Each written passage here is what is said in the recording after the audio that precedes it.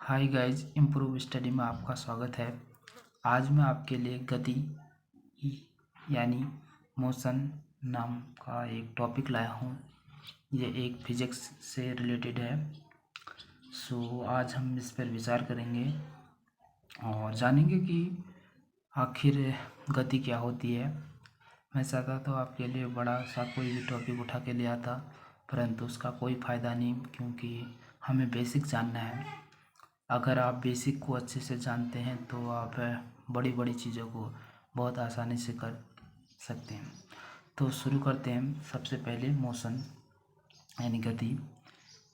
यदि किसी वस्तु की स्थिति में समय के साथ परिवर्तन हो रहा है तो वस्तु की इस अवस्था को गति कहते हैं, यानी मोशन कहते हैं।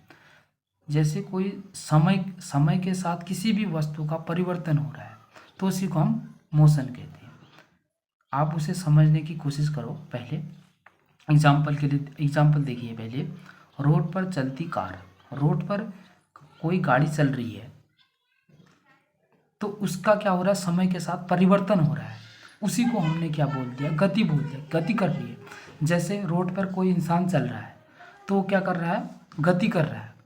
अब मैं आपको इसी का एग्जांपल आप देख लो कि जैसे रोड पर कोई गाड़ी खड़ी है, रोड पर कोई गाड़ी खड़ी है तो क्या है, वो रुकी हुई अवस्था है, गति तो नहीं कर रही। आप उसे क्या बोलेंगे कि वो रुकी हुई स्थिति है।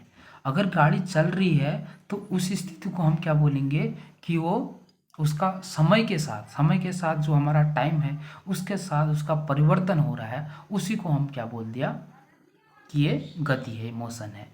ओके, आपने एग्जाम्पल देख लिया। और पानी में नाव का तैरना, तैरना, कुछ भी बहुत से एग्जाम्पल हैं, आप कुछ भी समझ सकते हो। रोड पे इंसान का चलना, गाड़ी का चलना, ट्रेन का चलना, और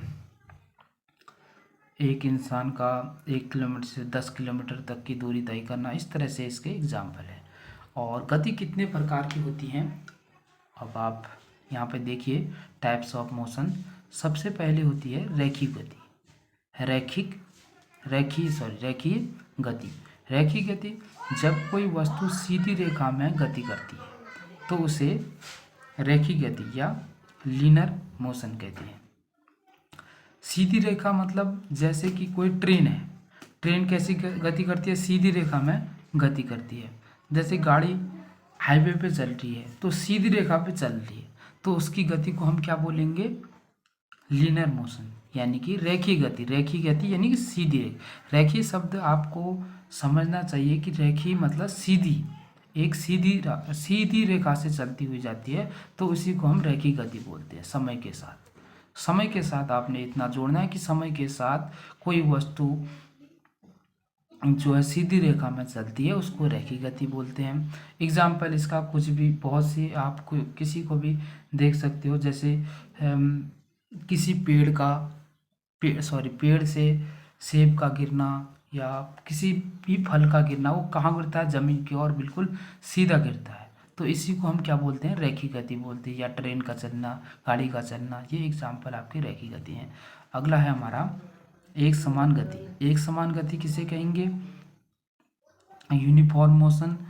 इसकी डिफिनेशन है, जब कोई वस्तु किसी निश्चित दिशा में समान समय में समान दूरी तय करती है तो उसे एक समान गति कहते हैं।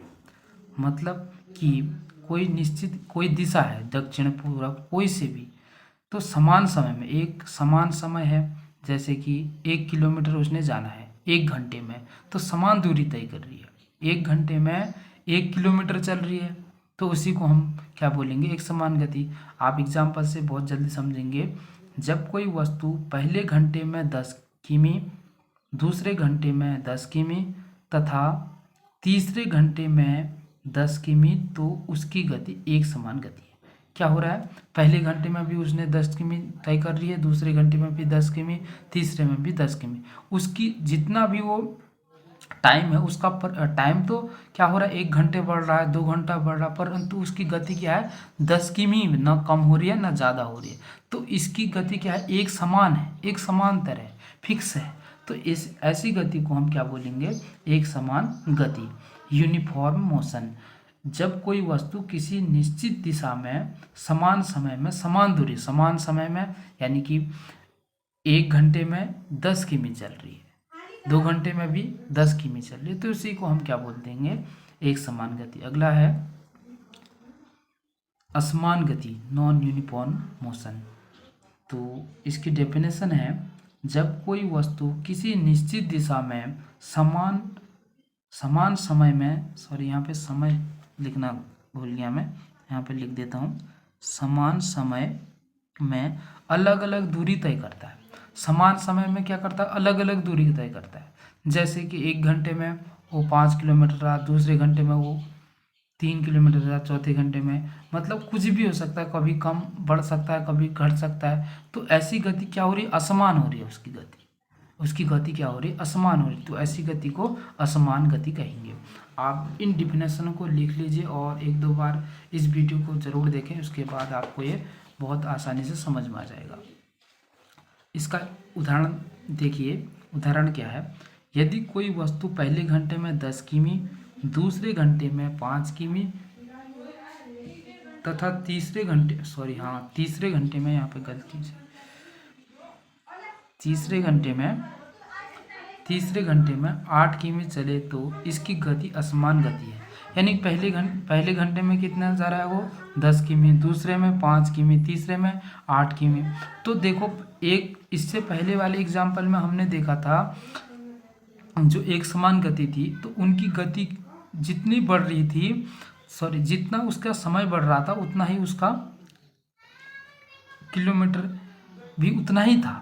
जैसे कि पहले घंटे में भी 10 किलोमीटर, दूसरे में भी 10, तीसरे में भी 10। अब यहाँ पे देखिए आप, दूसरे में क्या है, पहले में 10 है, दूसरे में 5 है, तीसरे में 8 है। तो इसका समय के साथ गति की जो उसकी चाल है वो भी क्या हो रही है, बढ़ रही है, घट रही है। तो इसको क्या बोलेंगे हम, असमान गति बोलेंगे।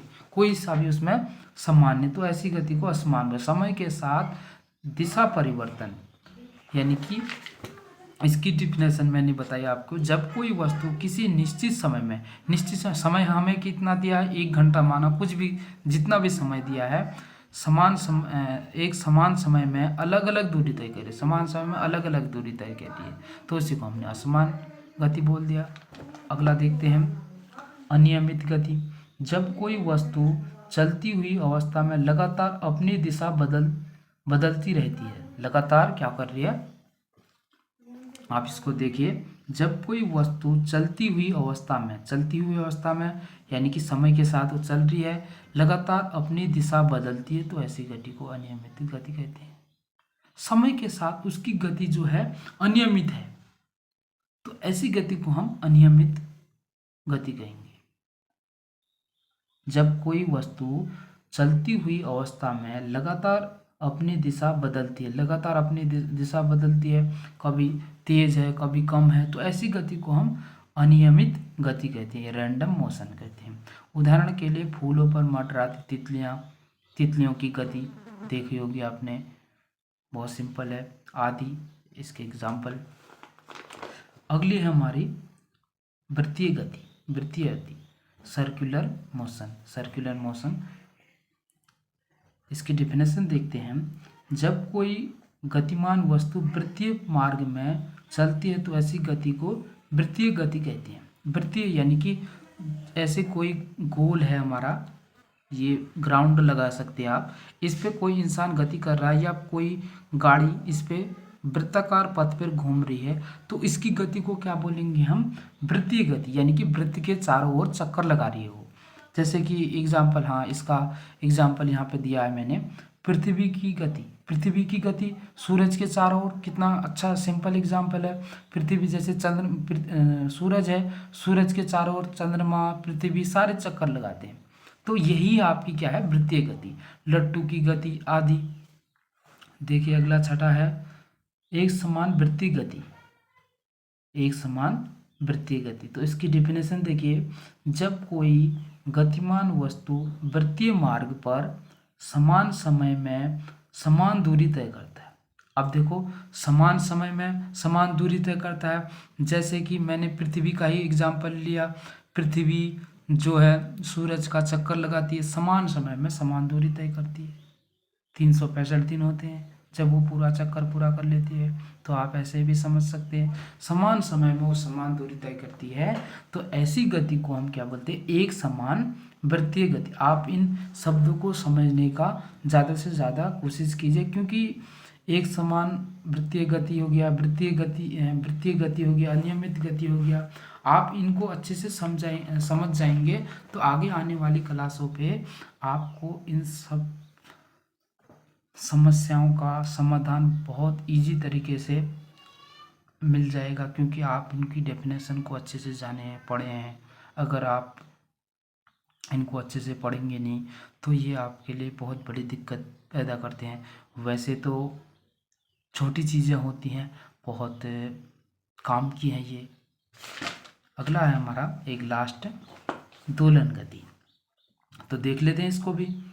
यदि कोई वस्तु किसी निश्चित बिंदु से ऊपर नीचे दाएं बाएं चलती है तो ऐसी गति को दोलन गति। जैसे कि रस्सी है, आप रस्सी को ऐसे ऐसे, आपने जो जिम वगैरह में रस्सी लगी होती हैं तो देखी होंगी कहीं पे, तो वो रस्सी क्या होती है, ऊपर नीचे दाएं बाएं चलती है, तो ऐसी गति को हम दोलन गति बोलते हैं। झूले की गति लगा सकते हो आप, सरल लोलक की गति।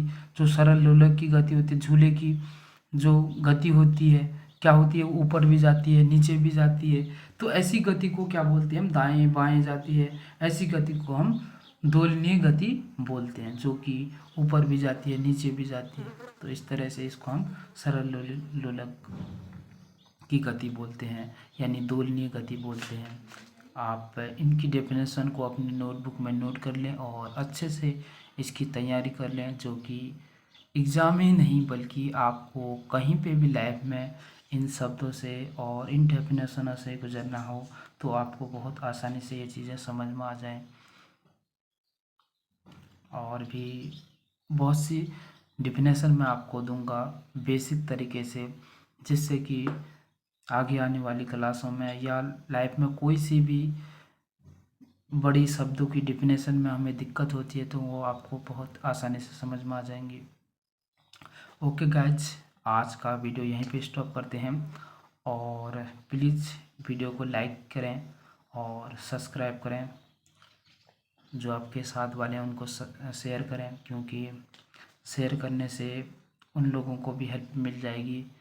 और मैं इससे नेक्स्ट वीडियो में गति की समीकरण पे विचार करूँगा, गति की पहली समीकरण, दूसरी समीकरण, और भी मैं टॉपिक्स पे विचार करूँगा जो बेसिक होंगे। आप उन बेसिक्स को पहले समझ लीजिए, उसके बाद आप किसी भी बड़ी से बड़ी टॉपिक पर जब हम विचार करेंगे तो आप बहुत अच्छे से उनको समझ जाएंगे। Okay guys, thank you and thanks for watching.